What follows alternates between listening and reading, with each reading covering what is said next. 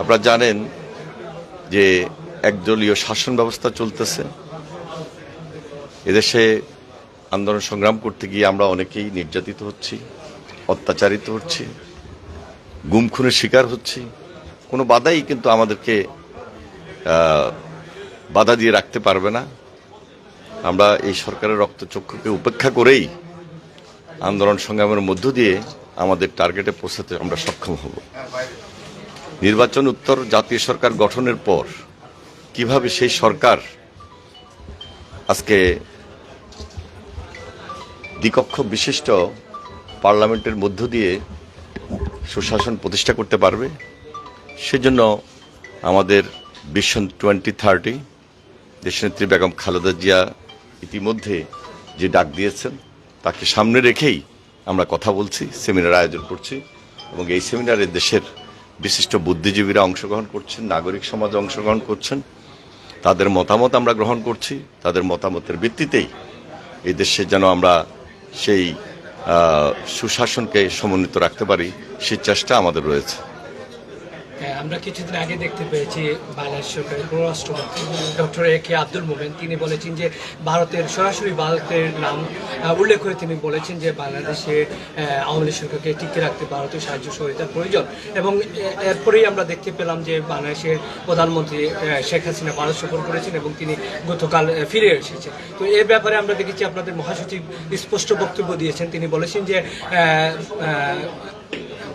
দৃশ্যমান কোনো চুক্তি বা কোনো কিছু সেখানে বাস্তবায়ন হয় নাই বা এরকম হয় নাই। তা আপনি মিডিয়া সেলের সদস্য সচিব হিসেবে আমরা আপনার কাছে জানতে চাই এই যে পররাষ্ট্রমন্ত্রীর বক্তব্য, প্রধানমন্ত্রীর যে সফর নিয়ে আপনার বক্তব্য। যাদের সঙ্গে জনগণের সম্পৃক্ততা নাই, জনগণের ভোটের প্রতি যারা তোয়াক্কা করে না, সম্মান দেয় না, সেই দল এবং সেই দলের পররাষ্ট্রমন্ত্রী এই ধরনের কথা বলতে পারেন, এটা আমার মনে হয় রাজনৈতিক শিষ্টাচারের মধ্যে পড়ে না, নিয়ম নীতির মধ্যে পড়ে না।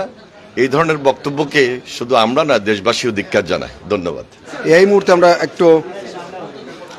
আমরা একটু অনুমতি জানার চেষ্টা করব সিলেট মহানগর বিএনপির নির্বাহী সদস্য যিনি মিফতাহ সিদ্দিকী, এই মধ্যে একটু অনুমতি জানার চেষ্টা করবো মিফতাহ সিদ্দিকীর যে আপনাদের যে বিএনপির মিডিয়া সেলের পক্ষ থেকে আজকে যে প্রোগ্রামগুলো, সেই বিএনপির ভীষণ সম্বন্ধে একটু আমরা জানার চেষ্টা করবো প্লিজ। দেখেন, আজকের মূল প্রতিপাদ্য বিষয় ইতিমধ্যে আপনারা তুলে ধরেছেন। জাতীয় সরকার ভাবনা নিয়ে এবং এই দ্বিকক্ষ বিশিষ্ট পার্লামেন্ট নিয়ে আমাদের আলোচনা। ইতিমধ্যে জহিরুদ্দিন স্বপন ভাইয়ের নেতৃত্বে এখানে যে অনুষ্ঠানটা পরিচালিত হচ্ছে, আপনারা জানেন সিলেটের সিভিল সোসাইটি থেকে শুরু করে শুধুমাত্র বিএনপি লোকজন না, বিএনপি পন্থী পেশাজীবীরা না, বিভিন্ন সমাজের সিভিল সোসাইটি বলতে যাদেরকে বোঝায় তারা সবাই এখানে উপস্থিত হয়েছেন। আমার মনে হয় গত 20 বছরের মধ্যে সিলেটে এত সমৃদ্ধ আলোচনা কোনো বিষয় নিয়ে হয় নাই। এবং আমরা এই বিষয়টা নিয়ে বিল্ড আপ করতেছি, জনমত বিল্ড আপ করতেছি, বাংলাদেশের বর্তমান অবস্থার প্রয়োজনে এই জনমত বিল্ড আপ করতেছি। আমরা ইনশাআল্লাহ এই অবস্থা নিয়ে আমরা বাংলাদেশের সিলেট থেকে শুরু হলো বিভিন্ন ডিভিশনে যাবে, আমরা এটা নিয়ে কাজ করে যাব। দ্বিকক্ষ বিশিষ্ট পার্লামেন্ট প্রয়োজনীয়তা এবং জাতীয় সরকার নিয়ে আমাদের চিন্তাধারা, সেটা মানুষের কাছে আমরা ছেড়ে দেব। মানুষের কথার মধ্য থেকে আবার এটা ইমপ্লিমেন্ট হবে ইনশাআল্লাহ। ধন্যবাদ জনাব মিফতাহ সিদ্দিকী, সিলেট মহানগর বিএনপি নির্বাহী সদস্য।